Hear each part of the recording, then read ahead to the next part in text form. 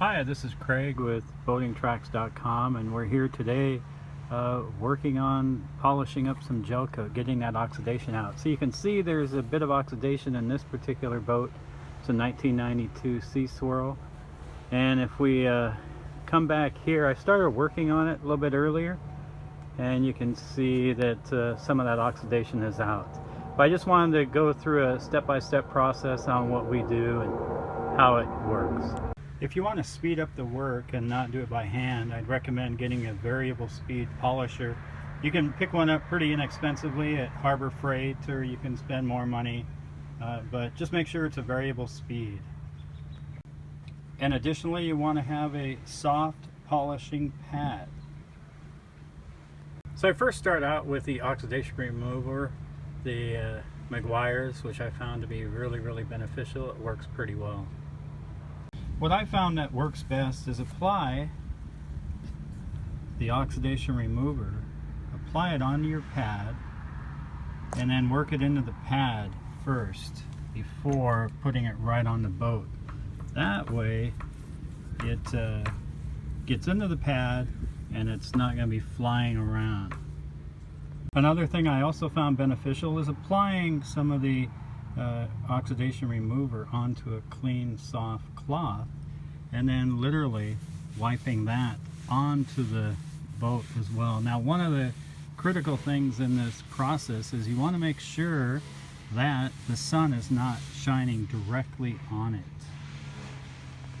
We've got our oxidation material on there, so just remember to do it in small sections. Don't try and do the whole boat at the same time.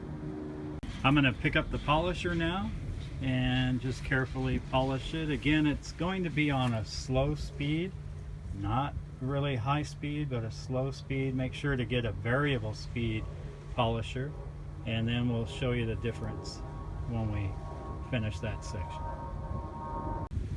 Okay, here's our little cloth action there, just wiping off the surface. You can see that this is polishing up pretty nicely. That oxidation is come out of there. And then if we go up to the area, which I haven't done, you can see that as well. So we'll keep working on it. It needs a little bit more work, but it's coming together. We finished the oxidation, the application and polishing it, and now we're going to move to the Meguiar's actual polish that we're going to be putting on here. So the polish that we're looking at is right there, and we're going to be applying it in the same fashion, only we'll need to have a new pad. So I brought out a new pad here, but same application process, and then we'll see how that looks once we get underway. Okay, we've applied the Meguiar's polish, so it's polishing up pretty nicely. So only done just half of this one little section here, and we'll go ahead and finish the polish on the rest of it. I was going to do the finishing touches of taking the wax haze off with a rag, a soft rag by hand, but I decided to use the polishing wheel because my shoulder was getting rather tired. Also, another note, notice I put labeled the different pads, so that way I can reuse those. I'm going to go to the other side of the boat, and also I only focused on just this one section. So if the owner wants to proceed and do the whole hull, now he's got some guidelines of which to follow. So let's go to the other side of the boat and have a look at that. We're on the other side of the boat now, and we're just going to repeat the whole process all along this gel coat strip, and then we'll come back and have a look at it and compare it.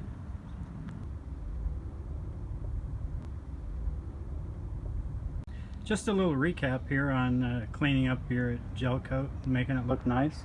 Wash the boat first and then let it dry. Go ahead and apply the Meguiar's oxidation remover. Apply it in the small sections, 2 to 3 feet increments, and then use that variable speed polisher. When you're using the polisher, you want to make sure to wear safety glasses, and also hearing protection can really save your hearing later on in life.